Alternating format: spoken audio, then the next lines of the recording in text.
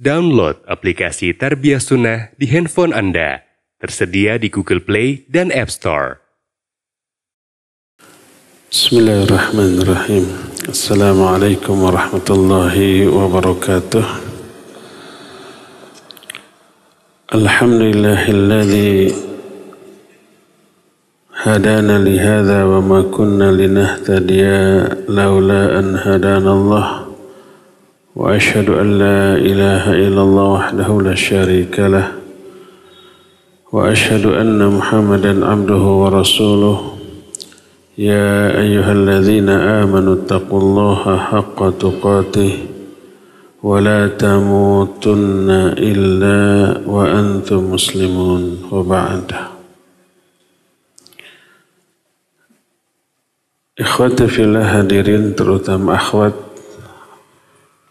yang Allah muliakan, jamaah di Masjid Agung Al-Ukhuwah Bandung, juga para pemirsa, para pendengar radio Tarbiyah Sunnah Bandung. Alhamdulillah kita kembali berjumpa di dalam kajian khusus muslimah, walaupun tak terlarang bagi para ikhwan, dalam tema benteng bagi wanita muslimah. Kita sudah bahas beberapa benteng tersebut adalah: pertama, ilmu yang melahirkan keimanan; yang kedua, rasa malu; dan poin yang ketiga sekarang, akhlak. Akhlak ini benteng yang luar biasa, kuat bagi seorang muslimah untuk menghadapi apapun dalam kehidupan di dunia ini. Akhlak yang kita sudah bahas: pertama, akhlak kepada Allah; kedua, akhlak kepada Rasulullah SAW; dan poin terakhir kemarin adalah akhlak kepada suami. Sekarang kita masuki poin keempat. Salah satu di antara benteng bagi wanita muslimah adalah akhlak kepada sesama muslimah. Kenapa ini dianggap benteng? Karena bisa melindungi wanita muslimah dari banyak madarat, dari penyimpangan, dari kemaksiatan, bahkan juga dari fitnah.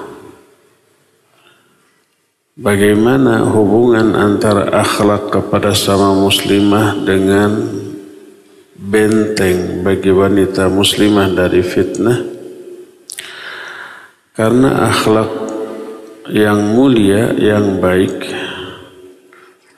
akan melahirkan persaudaraan,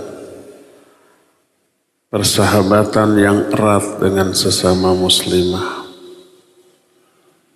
Ada pergaulan yang islami. Nanti di sana ada saling menasihati, saling bantu, saling tolong menolong, saling menjaga. Maka dari akhlak lahir ukhuwah, persatuan dan kesatuan.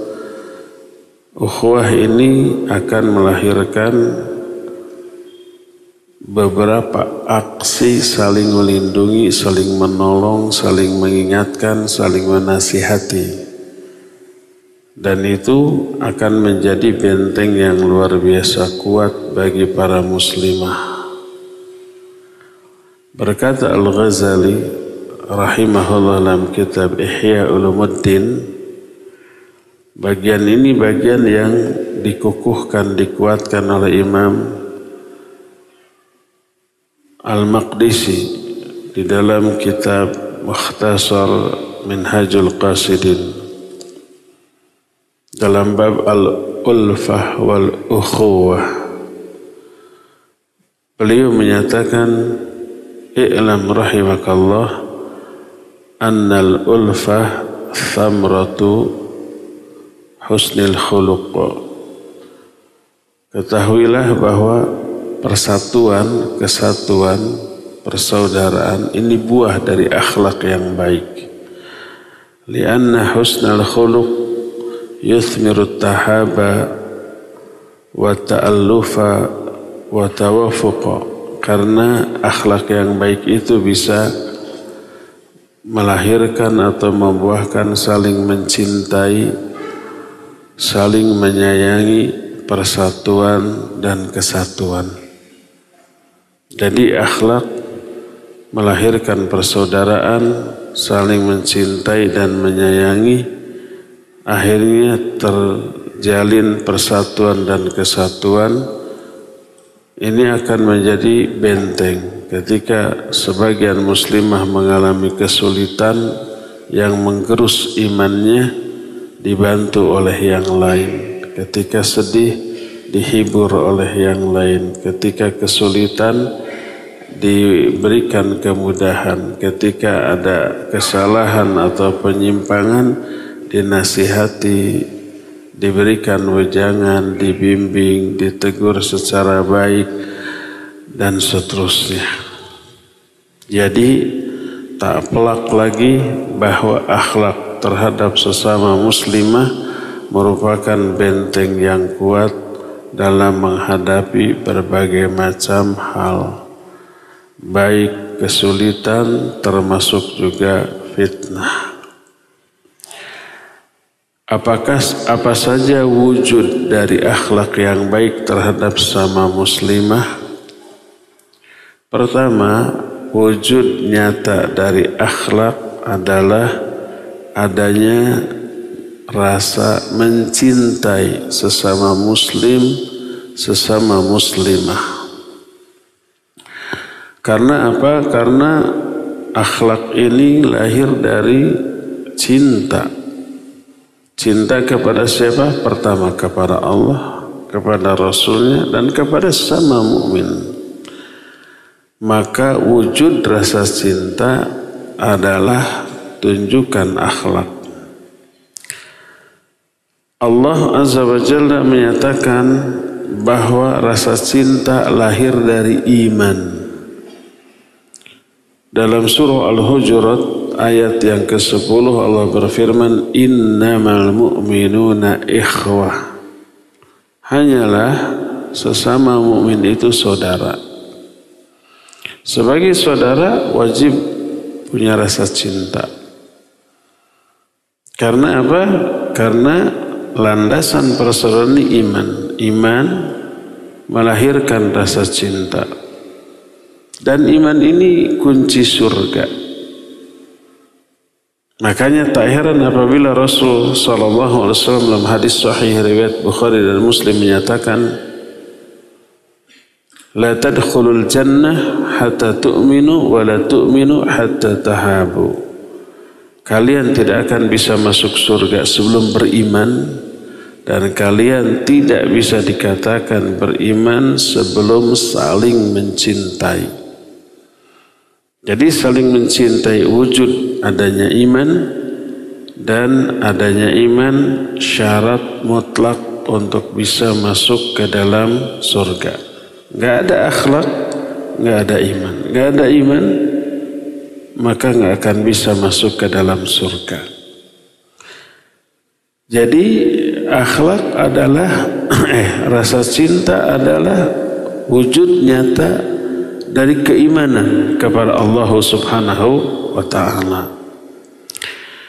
Ini poin yang pertama. Poin yang kedua,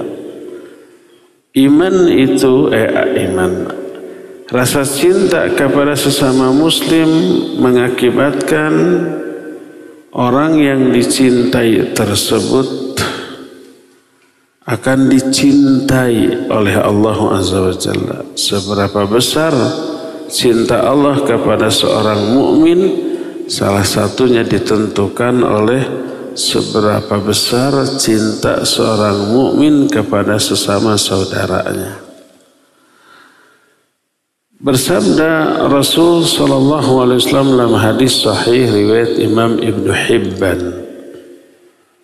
Allah berfirman,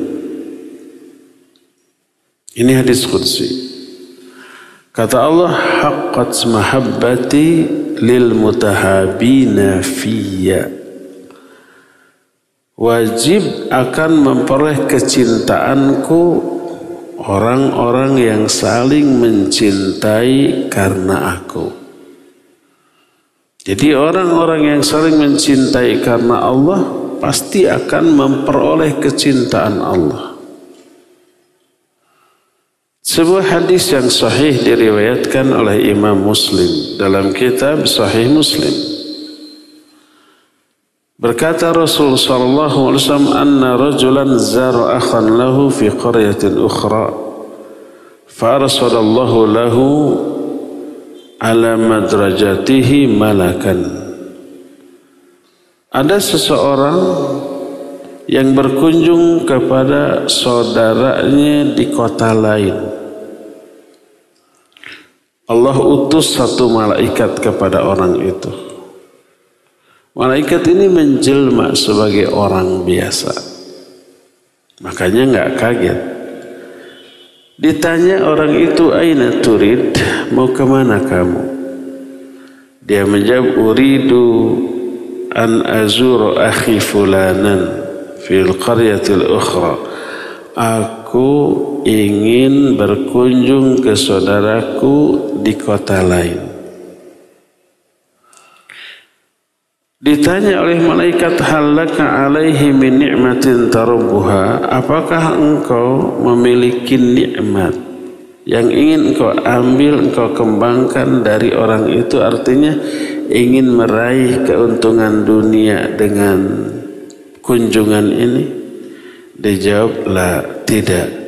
Ghairu anni ahbabtuhu fillahi azza wa jalla.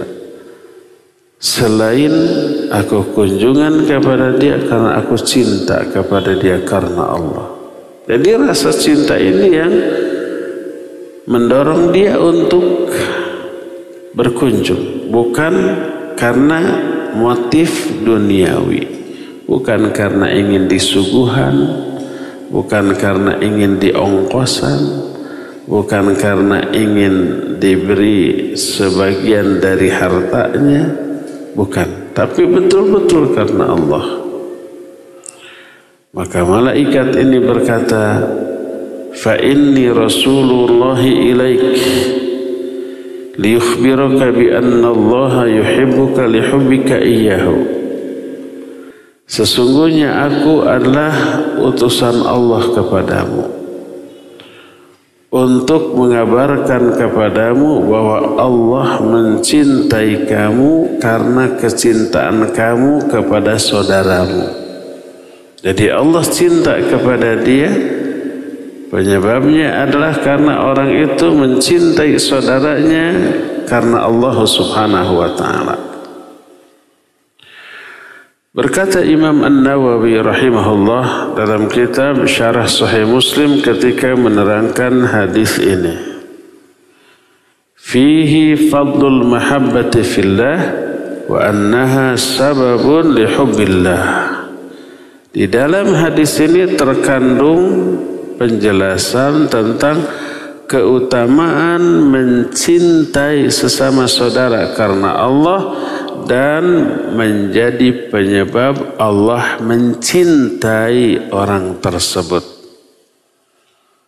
Berdasarkan hal itulah maka siapa orang yang ingin dicintai oleh Allah, cintai saudaramu karena Allah Subhanahu wa ta'ala. Dan siapa orang yang membenci sesama saudara, al-jaza'u min jinsil amal. Balasan akan diberikan sesuai dengan perbuatan. Allah akan membenci pula orang itu karena kebencian orang itu kepada saudaranya. Kenapa? Kalau kita benci saudara, Allah akan benci kepada kita. Pertama, karena orang tersebut tidak mematuhi perintah Allah. Allah merintahkan untuk mencintai sama saudara, ini malah dibenci. Jadi tidak mentaati Allah ya mengundang kemurkaan Allah Subhanahu wa ta'ala. Kedua, benci kepada sesama muslim itu melahirkan dosa-dosa lain yang mengundang murka Allah. Karena benci kepada sesama saudara, nggak mau salaman, nggak mau ucapkan salam, nggak mau jawab salam, padahal itu wajib. Karena benci kepada sesama saudara, akhirnya menggibahinya, memfitnahnya, mencelaknya, menghinanya. Itu mengundang murka Allah. Makanya pantas apabila orang yang benci kepada sesama saudara, Allah benci. Siapa yang cinta kepada sesama saudara, Allah akan cinta juga kepada dia. Al-jaza'u min jinsil amal. Berdasarkan hal itu kita bisa memilih. Apakah kita ingin menjadi orang yang dicintai oleh Allah atau ingin dibenci oleh Allah? Silakan. Kalau ingin dicintai oleh Allah, cintailah sesama muslim, muslimah, dan hindarkan kebencian, iri, dengki, dan yang sejenisnya kepada sesama muslim. Inilah keutamaan mencintai sesama muslim karena Allah yang pertama. Kedua, keuntungan lain dari mencintai sesama muslim adalah, ini masih di dunia ya, masih di dunia. Orang itu akan memperoleh pertolongan dari Allah Subhanahu wa ta'ala. Pertolongan dalam hal apa? Pertolongan dalam apapun yang dia butuhkan selama dia hidup di alam dunia. Sebagaimana sabda Rasul sallallahu alaihi wasallam yang juga diriwayatkan oleh Imam Muslim dalam kitab Sahih Muslim, bahwa Rasul sallallahu alaihi wasallam bersabda, "Man ahabba fillah wa abghadha fillah, tunalu bihi walayatullah." Siapa orang yang cinta karena Allah dan benci juga karena Allah, maka dengan sikapnya itu dia akan memperoleh wilayatullah. Makna wilayatullah kata Imam An-Nawawi, pertolongan dari Allah.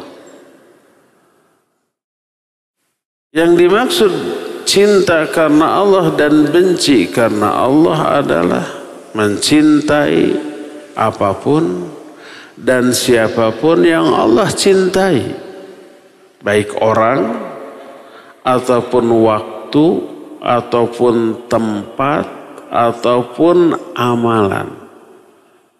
Orang yang dicintai oleh Allah, para nabi, para rasul, para sahabat, para ulama, para solihin, para wali Allah, itu Allah cintai. Maka wajib kita mencintai mereka. Mencintai mereka karena mereka pun dicintai oleh Allah.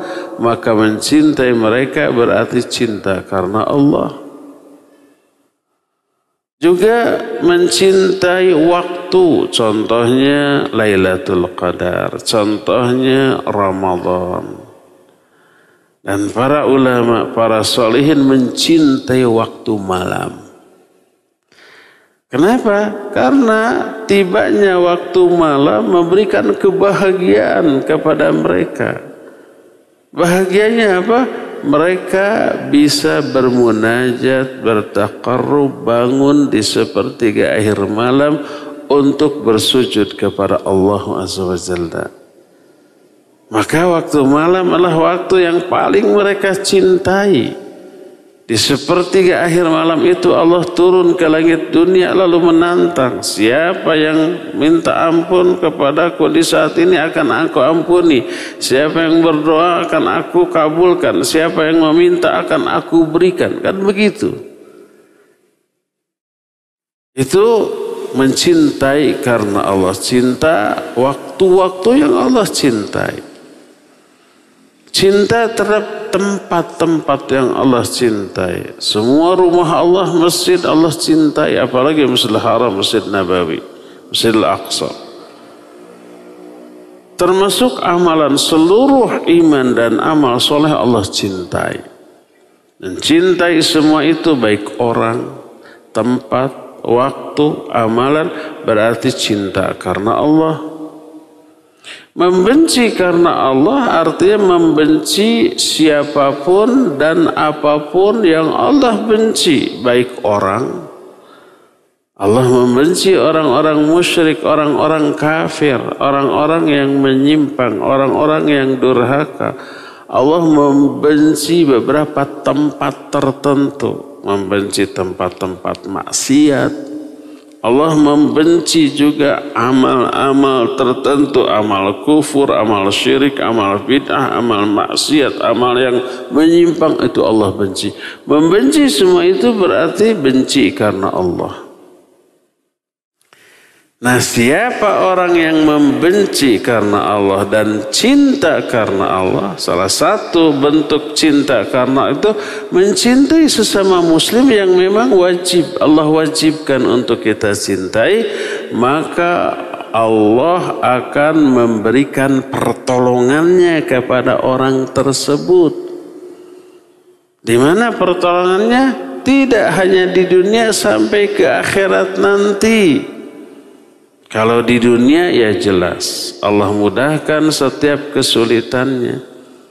Allah angkat apapun yang membebani jiwa dan fisiknya selama hidup di alam dunia ini dan seterusnya. Di akhirat salah satu bentuk pertolongan yang Allah berikan kepada seorang karena saling mencintai, saling menyayangi adalah karena doa ataupun syafaat antara seorang muslim kepada muslim yang lainnya. Oleh karena itu, siapa orang yang ingin ditolong dalam kehidupan di dunia oleh Allah, cintai sesama muslim. Karena mencintai sesama muslim berarti mencintai karena Allah, maka Allah akan turunkan bantuan dan pertolongan yang dibutuhkan. Inilah poin yang ketiga. Keutamaan yang keempat. Masih juga di dunia, siapa yang mencintai karena Allah, maka Allah Subhanahu wa ta'ala akan memberikan surga dunia kepada orang tersebut. Apakah surga dunia tersebut? Surga dunia tersebut adalah manisnya iman. Surga dunia tersebut adalah ketenangan batin, ketentraman jiwa, keteduhan kalbu kita, sejuknya batin kita dalam beribadah kepada Allah Subhanahu wa ta'ala. Termasuk salah satunya adalah teraihnya kekhusyuan di dalam sholat. Ternyata kekhusyuan di dalam sholat tidak hanya harus diraih melalui upaya yang langsung berkaitan dengan sholat, penghayatan, keikhlasan, tidak hanya itu. Tapi bagaimana kita berinteraksi dengan sesama muslim di luar sholat itu sangat menentukan khusyuk tidaknya sholat kita. Apakah kita punya kecintaan atau kebencian kepada sesama muslim, itu sangat mempengaruhi kekhusyuan sholat kita. Bersabda Rasul sallallahu alaihi wasallam dalam hadis sahih riwayat Imam Muslim, thalathun man kunna fihi wajada bihinna halawatal iman. Ada 3 perkara. Siapa orang yang memiliki ketiga perkara ini dalam dirinya, dia akan memperoleh halawatul iman, manisnya iman. Imam Ibnu Qayyim rahimahullah dalam kitab Miftahud Daris Sa'adah menyatakan manisnya iman itu ketenangan jiwa ketika beribadah kepada Allah. Teduhnya kalbu kita, sejuknya batin kita, tentramnya hati kita, betah merasakan manisnya aplikasi dari iman berupa ibadah dan amal soleh, sehingga karena betah dia ingin berlama-lama, karena betah dia ingin melakukan sesering mungkin, karena betah dia ketagihan, kangen lagi kepada ibadah dan amal soleh tersebut. Itu yang dimaksud dengan halawatul iman. Dan itu yang kata Syekhul Islam Ibn Taimiyah disebut dengan surga dunia. Inna fid dunya jannatan man lam yadkhulha lam yadkhul jannatal akhirah. Di dunia ini ada surga. Siapa yang belum memasuki surga dunia, dia tidak akan memasuki surga akhirat. Siapa yang ibadahnya tidak melahirkan keteduhan, ketenangan, ketentraman, gitu ya, di dalam hatinya, jangan berharap dia itu akan bisa masuk surga di akhirat dengan ibadah yang seperti itu. Kalau ibadah tidak melahirkan ketenangan jiwa, ketentraman batin, menunjukkan dia sahun. Kalau itu sholat, dia sahun di dalam sholatnya, lalai. Mungkin di dalam sholatnya dia menyusun program kerja atau mengevaluasi kerja di masa yang lalu, akhirnya tidak didapati ketenangan dalam sholatnya, sahun. Allah ancam, fawailul lil musallin, bukan surga. Adapun yang dijanjikan surga dengan salatnya, Allah berfirman, qad aflahal mu'minun alladzina hum fi salatihim khashi'un. Sungguh bahagia orang mukmin, itu yang khusyuk dalam salatnya. Di ayat ke-11 dari surah Al-Mu'minun itu dikatakan, ulaika humul warithun alladzina yarithunal firdaus hum fiha khalidun. Orang yang khusyuk salatnya itu akan peroleh surga firdaus dan mereka kekal di dalamnya selama-lamanya. Jadi ibadah termasuk salat. Yang dijanjikan surga adalah ibadah yang melahirkan, membuahkan surga di dunia. Ibadah yang menghasilkan ketenangan jiwa, ketentraman batin. Itu yang disebut dengan surga dunia. Dan inilah yang disebut dengan halawatul iman. Nah, ternyata syarat untuk memperoleh halawatul iman tidak melulu dengan tauhid, dengan ibadah, tapi juga dengan interaksi sosial. Nabi SAW menyatakan, thalathun man kunna fihi wajada bihinna halawatal iman. 3 perkara. Siapa orang yang memiliki ketiga perkara ini dalam dirinya, dia akan merasakan manisnya iman. Pertama, ini menyangkut tauhid dan manhaj. Ayyakunallahu wa rasuluhu ahabba ilaihi mimma siwahuma. Kalau Allah dan Rasulnya lebih dia cintai dibanding yang lain-lainnya. Ini menyangkut tauhid. Kita tidak akan bahas secara mendalam poin pertama ini. Karena bukan itu materi pokok kita. Nah, yang kedua ini. Syarat kedua untuk bisa merasakan manisnya iman adalah ayyuhibbal mar'a la yuhibbuhu illa lillah. Dia mencintai seorang muslim, sesama muslim, dan dia tidak mencintai orang itu kecuali karena Allah. Bukan mencintai karena hartanya, bukan mencintai karena jabatannya, pangkatnya, kekuasaannya, popularitasnya, biar bisa nebeng gitu, biar bisa ikut terbawa kaya, kecipratan kekayaannya, terbawa kekuasaannya, ikut berkuasa, kan gitu. Bukan, tapi karena Allah, karena iman yang dimilikinya, karena agama yang dimilikinya, lalu dicintai. Ini syarat kedua untuk memperoleh manisnya iman. Berdasarkan hal itulah, maka pernah Ibnu Abbas radhiyallahu anhuma menyatakan bahwa setelah mengatakan man ahabba fillah wa abghadha fillah, siapa yang mencintai karena Allah, benci karena Allah, dia akan memperoleh wilayatullah.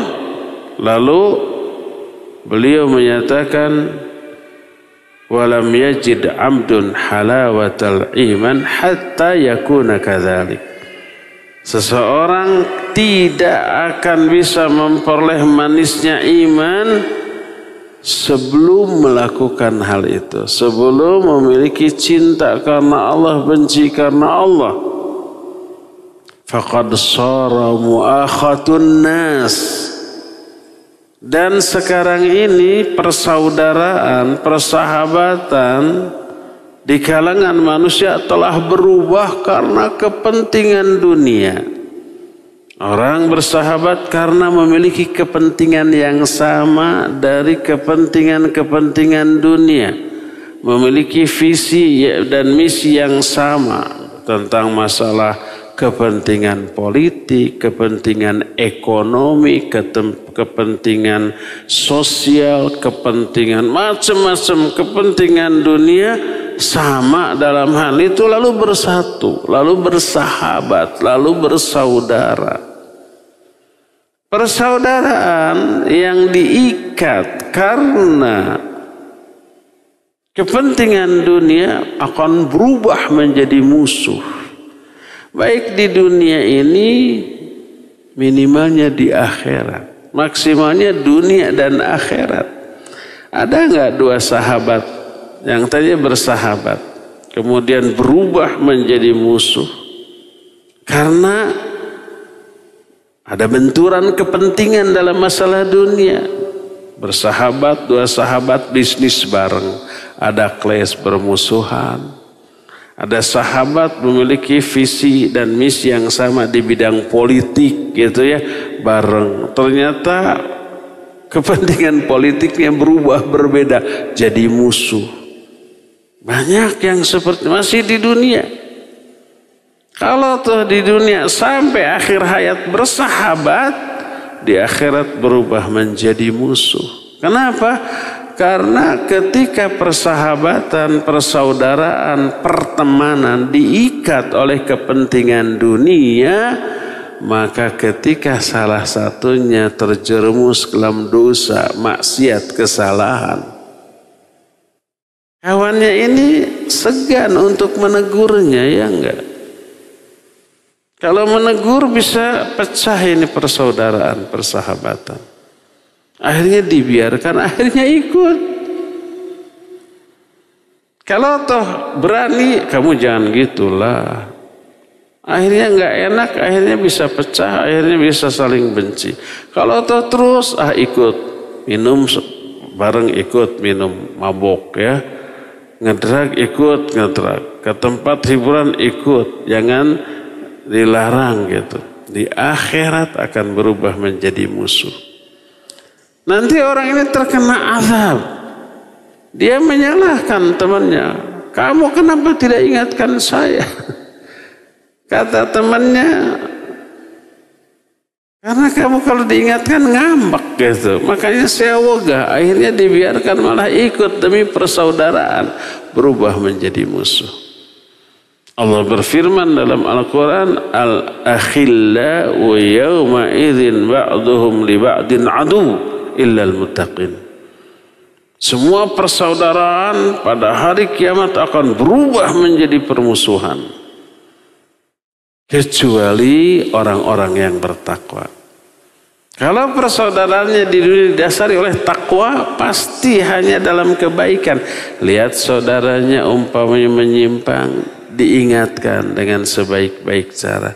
Lihat umpamanya kawannya melakukan kesalahan, dinasihati dengan sebaik-baik cara. Gitu. Akhirnya berubah, akhirnya tetap bersaudara dunia sampai ke akhirat nanti. Jadi inilah yang menjadi dasar. Kata Abdullah bin Abbas, wa qad shara muakhatan nas. Sekarang persaudaraan sesama manusia telah berubah hanya untuk kepentingan dunia. Dan itu akan menghancurkan nasib mereka, baik di dunia apalagi di akhirat, bahkan bisa dunia akhirat, dua-duanya. Berdasarkan hal itulah maka akan muncul banyak kerugian apabila persaudaraan, perkawanan didasari oleh kepentingan dunia. Sebaliknya apabila persaudaraan karena Allah, karena kepentingan akhirat, maka akan abadi sampai di akhirat, selain Allah anugerahkan halawatul iman pada dirinya, yaitu manisnya iman pada dirinya. Dan inilah keutamaan yang keempat dari mencintai sesama muslim, yaitu akan memperoleh manisnya iman. Salah satunya adalah kekhusyuan akan teraih di dalam sholat. Kelima, karena waktu terbatas kita loncat ke akhirat. Maknanya keuntungan yang Allah akan berikan di akhirat kepada orang yang saling mencintai karena Allah. Keuntungan yang kelima adalah orang tersebut akan memperoleh naungan di akhirat, di alam mahsyar. Tak ada naungan lain di hari itu selain naungan Allah. Naungan di bawah arsy Allah. Di saat seluruh manusia kepanasan, menderita, karena matahari saat itu sangat dekat. Sejauh cuma 1 mil. Sementara manusia telanjang bulat, laki perempuan, nggak bersendal, nggak berkaos kaki, nggak bersepatu, nggak berpakaian, nggak berkhitan. Matahari 1 mil, panasnya nggak ketulungan. Orang berkeringat sampai terendam oleh keringatnya. Ada yang terendam sampai 2 mata kaki. Ada yang terendam sampai lutut, sampai pinggang. Ada juga yang terendam sampai telinga. Hadis ini sahih di dalam bab syafaat. Jangan gunakan akal. Jangan ikuti orang yang mengatakan beragama itu pakai akal dong. Keliru. Pakai Quran Sunnah. Lalu untuk apa akal? Akal wajib digunakan untuk mempelajari alat yang bisa memahami Quran Sunnah secara benar. Gunakan akal itu untuk belajar ilmu bahasa Arab dulu, nahwu, sharaf, badi, bayan, ma'ani, ilmu balaghah gitu ya. Gunakan akal ini untuk mempelajari ilmu tafsir Al-Quran, ulumul Quran supaya bisa memahami Al-Quran secara benar. Gunakan akal ini untuk mempelajari ilmu-ilmu hadis gitu ya. Mustalahul hadis, riwayatul hadis, dirayatul hadis itu. Gunakan akal ini untuk memahami dulu ilmu fikih, ilmu usul fikih dan seterusnya. Setelah akal penuh dengan ilmu itu baru bisa faham. Baru bisa menggunakan akal yang terbimbing oleh Quran Sunnah. Kalau orang bodoh tentang Quran Sunnah, bahasa Arab nggak belajar, ilmu tafsir nggak belajar, ilmu hadis nggak belajar, dengan otak akal yang kosong dari ilmu lalu digunakan untuk memahami agama, akhirnya bisa menentang isi Quran dan Sunnah yang tadi tidak masuk akal. Masa ada orang terendam oleh keringatnya sampai setelinga? Emangnya keringat orang sebanyak itu? Dehidrasi dong, bisa kering dong gitu, bisa mati gitu kan menurut akal? Ingat, ini kondisinya di akhirat bukan di dunia.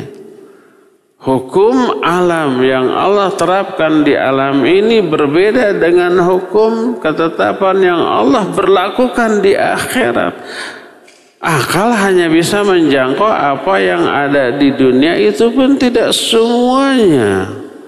Akal tidak bisa menjangkau apa yang ada di akhirat. Nanti orang terendam dengan keringatnya, kepanasan. Semua orang itu menderita, ingin segera lepas dari kondisi seperti itu. Maka mereka berduyun-duyun datang ke Adam, meminta syafaat agar Allah segera melepaskan mereka dari kondisi di alam mahsyar. Adam nggak bisa, terus ke Nuh nggak bisa, ke Ibrahim nggak bisa, ke Musa nggak bisa, ke Isa nggak bisa, baru terakhir bisa ke siapa? Ke Nabi Muhammad SAW. Itu yang disebut dengan asyafaatul uzma. Nah, di antara seluruh manusia yang menderita ada beberapa golongan. Golongan ini memperoleh naungan dari Allah di bawah arsy Allah sehingga adem, sejuk. Mereka memperoleh kenyamanan ketika di padang mahsyar. Siapa mereka ini? Dalam satu hadis sahih riwayat Imam Bukhari dan Muslim, 7 golongan. Kata Imam Ibnu Hajar, 7 golongan dalam hadis ini bukan hasr, bukan pembatas. Selain itu ada lagi, diterangkan dalam hadis lain. Cuma salah satu golongan yang akan memperoleh naungan ini adalah orang yang saling mencintai karena Allah Subhanahu wa ta'ala. Bersabda Rasul sallallahu alaihi wasallam, sab'atun gini, yudhilluhumullahu fi dhillih yauma la dhilla illa dhilluh. Ada 7 golongan manusia yang akan memperoleh naungan Allah di hari yang tidak ada naungan lain selain naungan Allah. 7. Kita tidak akan bahas 7.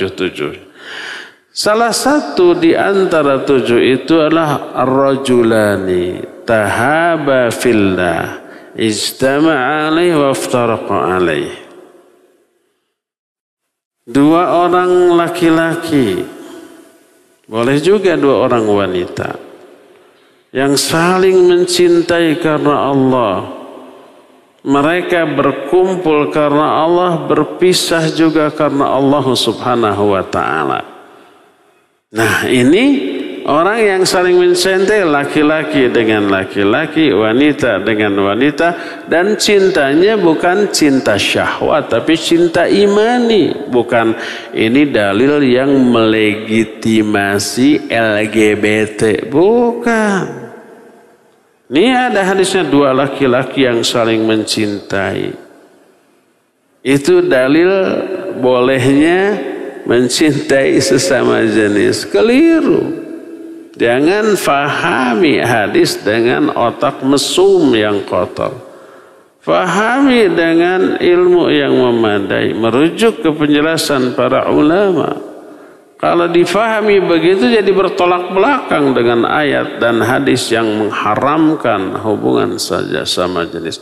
Maksud 2 laki-laki yang saling mencintai karena Allah itu adalah cinta imani tadi, bukan cinta syahwat. Berkata Rasul SAW kepada Mu'adz, wallahi inni la uhibbuk. Demi Allah ya Mu'adz, aku mencintaimu karena Allah. Hadis ini jangan difahami Nabi juga mencintai sama jenis. Keliru. Ini bukan cinta syahwat, tapi cinta imani. Memang kepada sama muslim, laki-laki kepada laki-laki, wanita kepada wanita, wajib saling mencintai karena Allah. Nah, salah satu keutamaan saling mencintai karena Allah adalah akan mendapatkan naungan di akhirat. Dalam hadis lain riwayat Imam Ibn Hibban dan Imam At-Tirmidzi, sanad hadis ini hasan. Berkata Rasulullah SAW, Allah Azza wa Jalla pada hari kiamat berfirman. Ini hadis qudsi.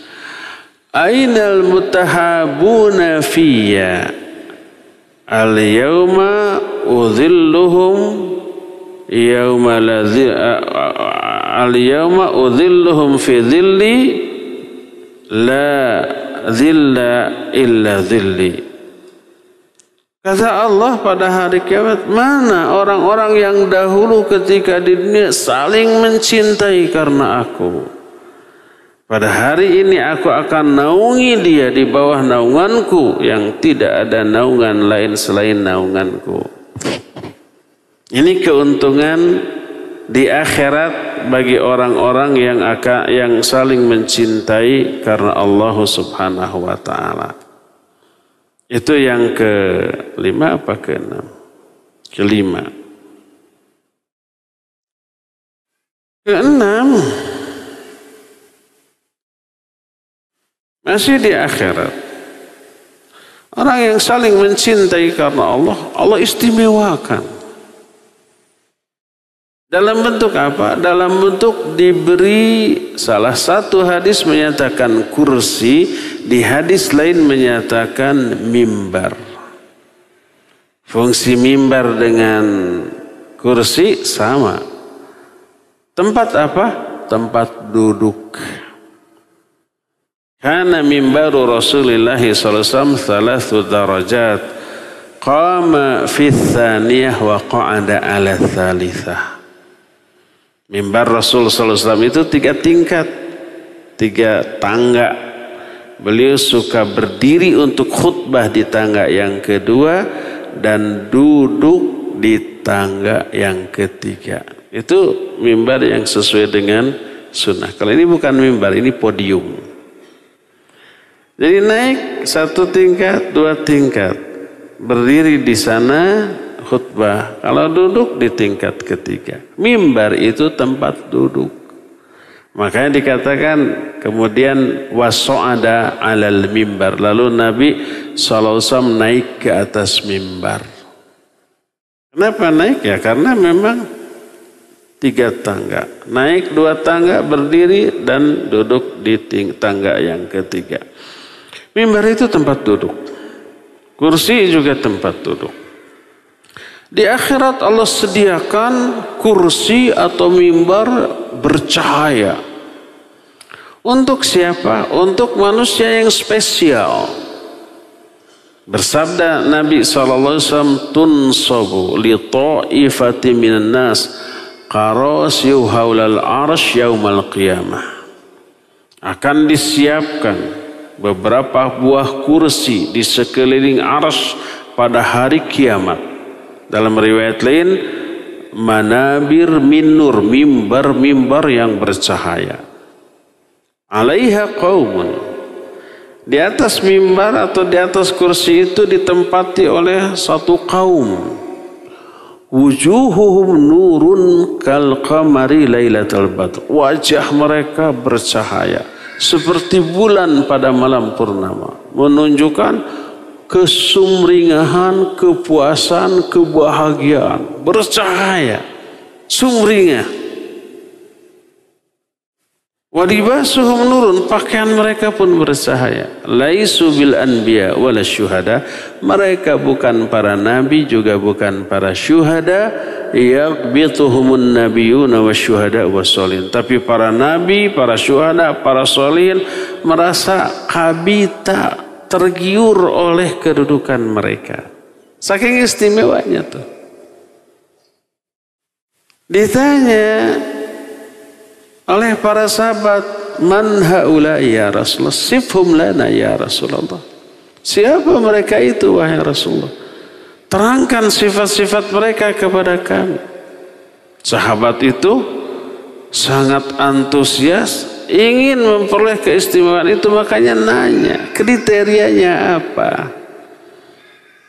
Ternyata kriterianya bukan ahli tahajud, ahli saum, ahli ibadah, bukan. Tapi ternyata orang-orang yang secara sosial baik. Kata Nabi SAW, humul mutahabuna fillah, wal mutajalisuna fillah, wal mutanasihuna fillah, wal mutazawiruna fillah, wal mutanasiruna fillah. Mereka orang-orang yang memiliki 5 sifat.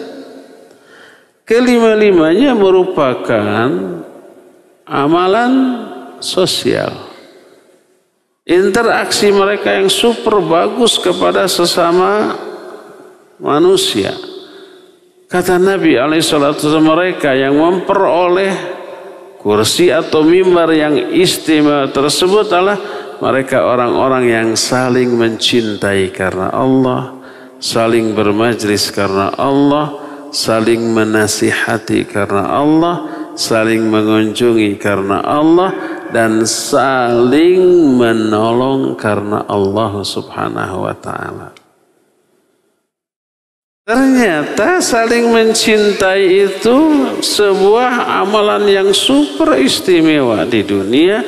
Allah istimewakan orang itu di akhirat. Di padang mahsyarnya dinaungi di bawah naungan Allah. Kemudian pada tahap berikutnya mereka memperoleh kursi yang istimewa atau mimbar yang sangat bercahaya yang juga diingini oleh para nabi, para syuhada dan para solihin. Saking istimewanya mereka.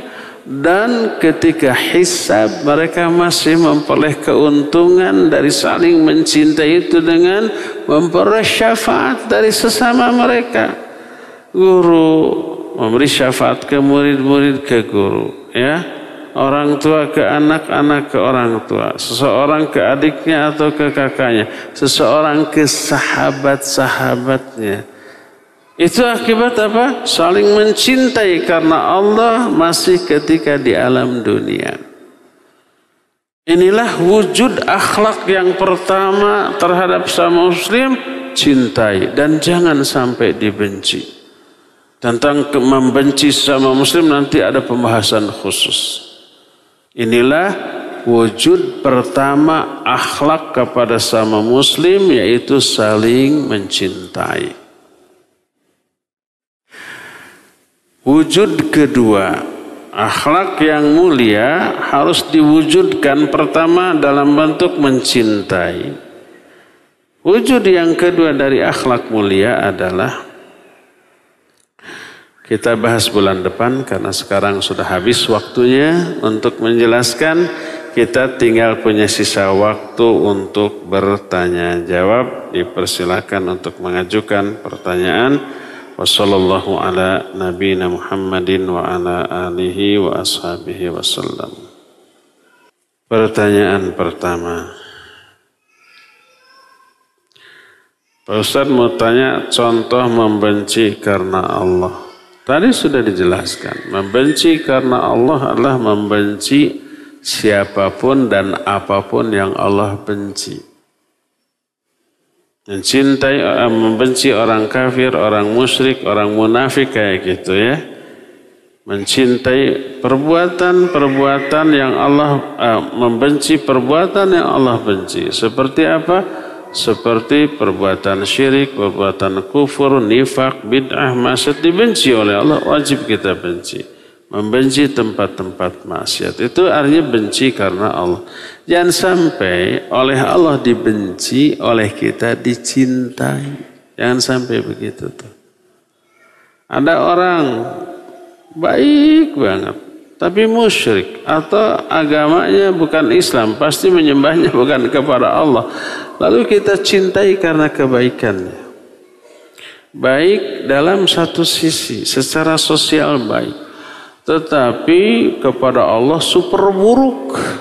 Makanya tidak menyembah Allah. Kepada Nabi Muhammad SAW super buruk, makanya tidak mengakui kenabian Muhammad SAW. Kepada sama manusia baik, lalu kita cintai dia. Dia dibenci oleh Allah dan Rasulnya, tapi dicintai oleh kita. Bayangkan, kita mencintai sosok yang dibenci oleh Allah dan Rasulnya. Nggak boleh. Jadi benci karena Allah adalah membenci orang atau tempat atau perbuatan yang dibenci oleh Allah Azza wa Jalla. Adapun waktu, tidak ada waktu yang dibenci oleh Allah.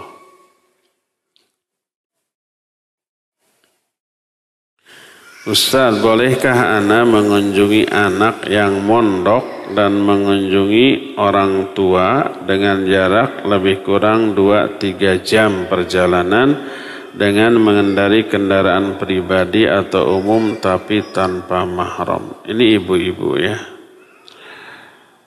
Apakah safar atau tidak? Tidak dilihat dari waktu tempuh.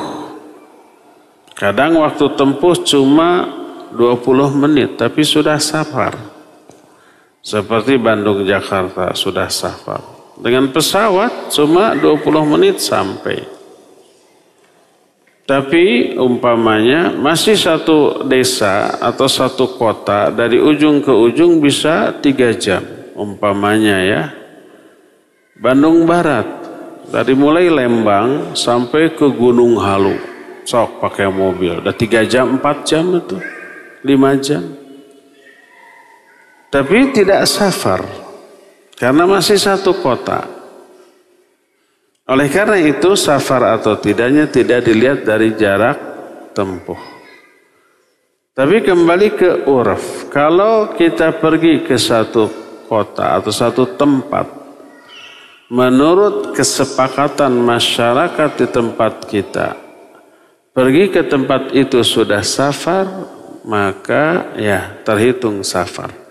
Berapapun jarak tempuhnya, ya mau sebentar mau lama, mau melelahkan mau tidak.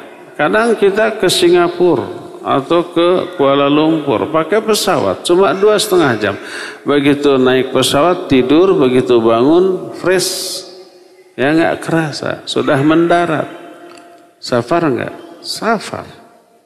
Walaupun tidak lelah, walaupun tidak capek, walaupun hanya sebentar. Tapi uruf orang Indonesia menyatakan ya keluar negeri sudah safar ya. Wallahu a'lam. Bolehkah sholat duha dikerjakan tiap hari? Ulama ikhtilaf. Sebagian menyatakan tidak boleh. Karena apa? Nabi SAW pun tidak mengajarkannya tiap hari. Kadang beliau mengerjakan tiap hari seolah-olah tidak meninggalkannya. Kadang meninggalkan seolah-olah tidak pernah mengerjakannya. Dan sebaik-baik contoh adalah contoh dari Nabi SAW. Jadi sebagian ulama, jumhur ulama menyatakan sebaiknya tidak setiap hari. Sebagian ulama ada yang menyatakan setiap hari boleh kalau memungkinkan. Karena apa? Kalau sebuah amalan sudah dinyatakan sunnah, maka tetaplah sunnah sesering apapun dilakukannya. Ini ikhtilaf para ulama. Tapi jumhur ulama yang terkuat menyatakan sebaiknya tidak setiap hari. Bagaimana cara menghadiri pertemuan keluarga di luar kota yang ternyata di sana ada nyanyian? Ya jangan hadir, bukan memikirkan cara datangnya, tapi udah jangan hadir. Apalagi di luar kota, kita punya banyak uzur, terlalu jauh. Ya sudah, akhirnya bisa dimaklumi. Kalau di sana ada maksiat di acara yang kita akan datangi, apapun bentuknya, seperti nyanyian, tarian. Nyanyi biasanya pasti ada tarian ya. Nggak mungkin orang nyanyi mematung begitu kan. Ya pasti ada joget-jogetnya, ada goyangan-goyangannya gitu. Ya. Maka ya maksiat. Tidak boleh hadir di sana.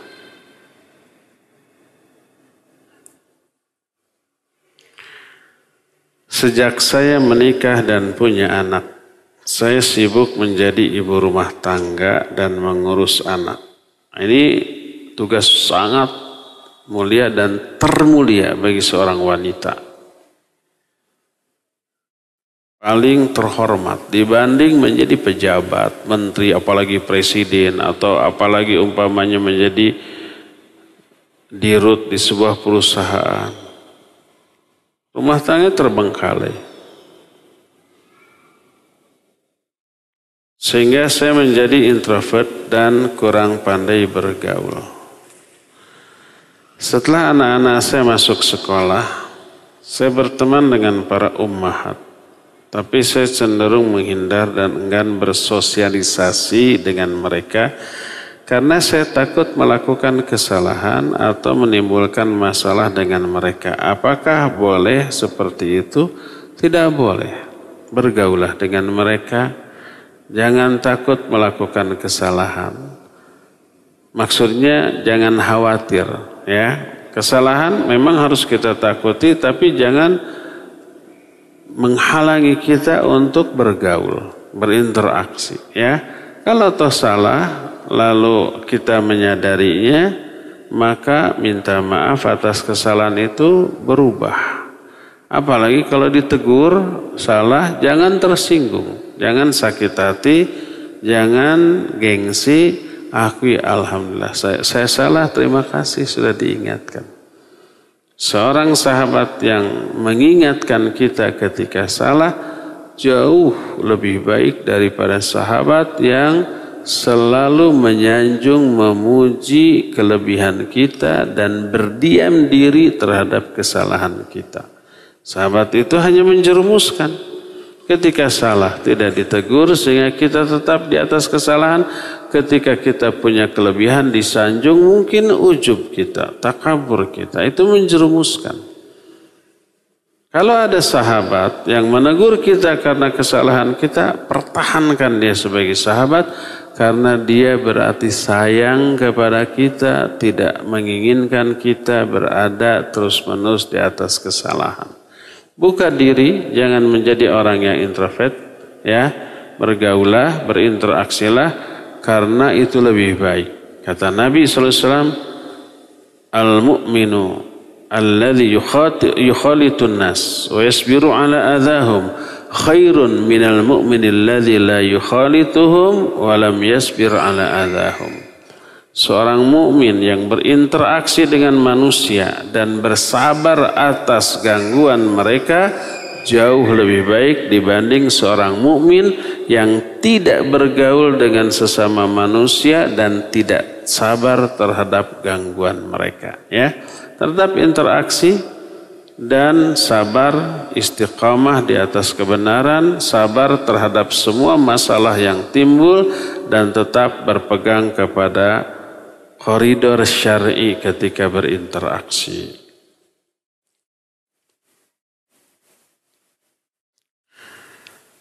Anak-anak ikhwan umur 14 tahun. Dari kecil alhamdulillah anak sekolahkan di sekolah sunnah sehingga terjaga dari ikhtilat. Tapi sekarang karena sunnatullah dia sudah mulai ingin bergaul dengan lawan jenis dan dia tanya kapan dia boleh berkenalan dengan akhwat dan boleh lihat-lihat akhwat. Ana bingung bagaimana mengarahkan anak remaja ikhwan seperti ini. Mohon nasihati. Sejak dini ketika SD dipisah laki perempuan, apalagi SMP. Mungkin mereka bertanya atau tidak bertanya, tapi jelaskan alasan. Kalau tidak ada pertanyaan, pasti pertanyaan itu muncul dalam benak mereka. Kenapa dipisah? Jelaskan dulu dari awal, dari kecil. Dan ini yang dianjurkan, ditekankan oleh Rasul SAW kepada para orang tua, wajib dipisah tempat tidur anak-anak. Apalagi laki perempuan wajib pisah kamar, walaupun sejak kecil. Jangan disatukan. Laki dengan laki wajib dipisah tempat tidurnya. Umpamanya kalau satu kamar nggak ada kamar lain, pakai twin bed. Pakai ranjang yang berbeda. Jangan seranjang, satu kasur bersama, satu selimut bersama, jangan. Itu yang memacu adanya rasa suka terhadap sesama jenis. Awalnya dari sana. Tapi karena ini diabaikan oleh para orang tua, akhirnya terjadi. Kalau sudah terjadi, muncul rasa suka kepada sama jenis, ini penyakit yang sulit untuk disembuhkan, walaupun bisa. Tapi sekali lagi sulit. Nah, makanya sejak dini ya. Apalagi dengan lawan jenis, dengan sesama jenis saja harus dipisahkan walaupun saudara. Kakak beradik dua-duanya laki-laki, kakak beradik dua-duanya perempuan, pisahkan tempat tidurnya. Walaupun satu kamar bareng, iya, tapi pisahkan kasurnya. Jangan sekasur berdua, ya. Berikan penjelasan agar anak tersebut faham. Tanpa harus bertanya lagi, nanti faham dengan sendirinya. Terakhir lagi.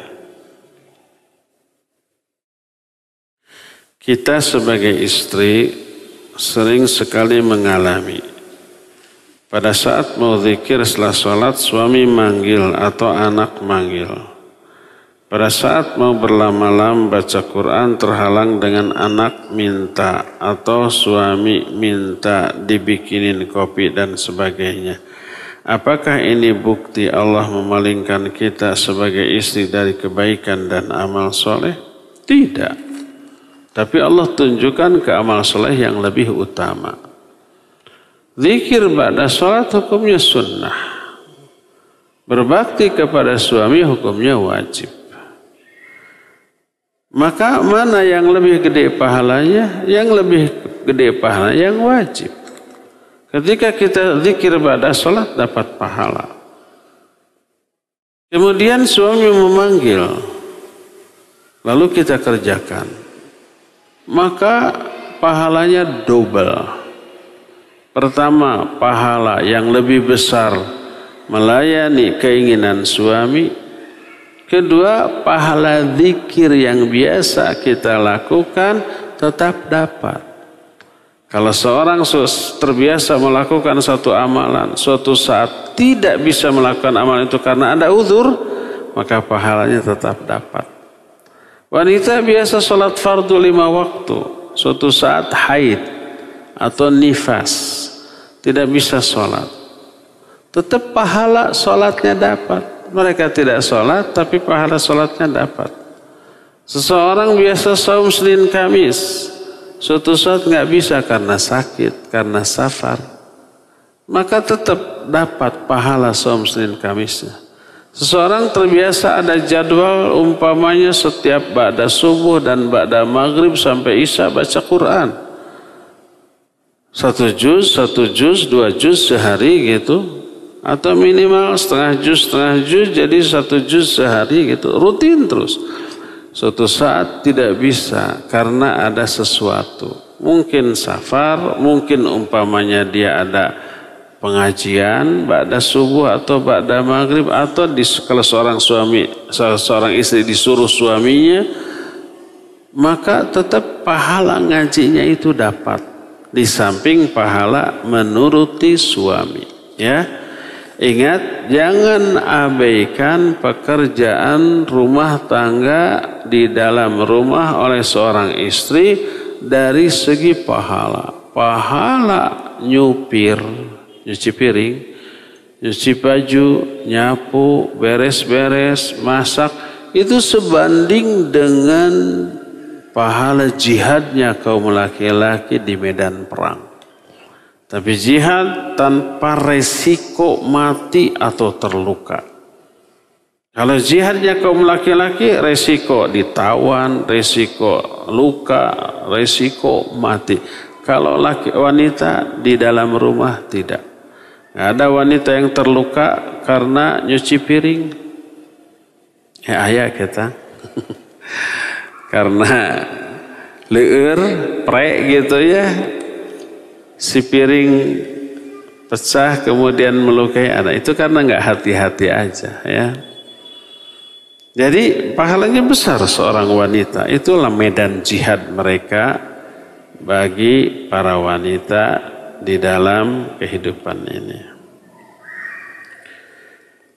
Tentang sholat qabla subuh. Misalkan seorang istri bangun setelah azan subuh, misalkan jam 5-an. Jam 5 sekarang mah sudah terang loh. Sekarang kan sholat subuh jam 4 ya azan. Jam 5 baru bangun hampir terbit matahari itu. Teblek. Seorang istri misal bangun setelah azan subuh misal jam 5. Apakah masih bisa sholat qabla subuh? Walaupun bangun jam 8 siang. Karena kebablasan. Karena semalam begadang karena tugas. Umpamanya anak sakit gitu ya, sehingga semalaman nggak bangun, nggak tidur, baru tidur jam 4, pas bangun jam 8 siang belum sholat subuh.